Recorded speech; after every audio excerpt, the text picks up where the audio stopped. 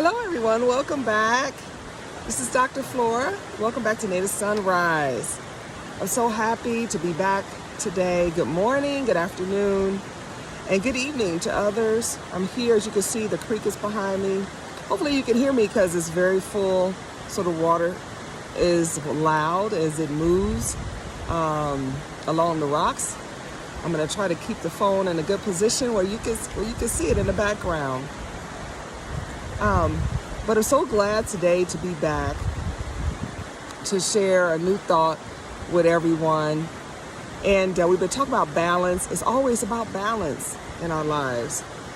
And I wanted to share this thought about when we're trying to make changes in our lives, when we want to make changes in our lives, and what does that take energetically to make a change? As you see the water behind me and it's flowing, it cannot stand still and affect all of the different life species that depend on water.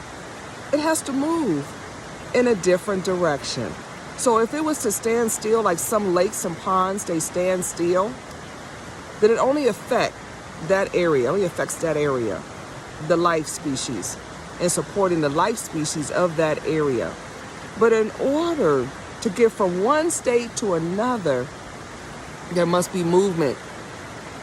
There must be change and movement. And if we look at a pond, or you look at a creek or a river and its movement, the water is not one shape. You know, it changes shapes as it moves along the rocks. It's changing shapes. So it's not one shape moving along the rocks. That is very symbolic in our lives.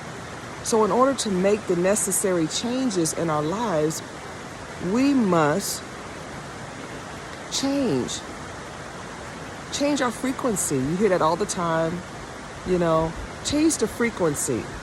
When we talk about changes, we're not talking about operating in the same frequency that we're trying to change from.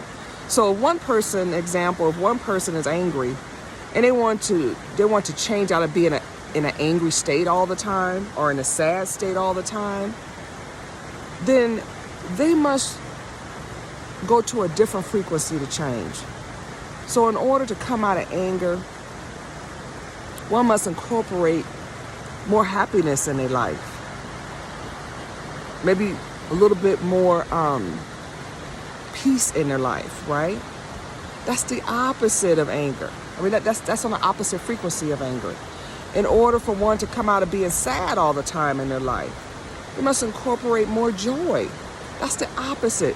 So whatever we're trying to achieve or come out of, we must employ the opposite to make changes. And that's what I want to share today, is that in order to make changes in our lives, and they be sustainable changes, we must incorporate the opposite of what we're trying to come out of or what we want to achieve. So if one person is in a state of lack,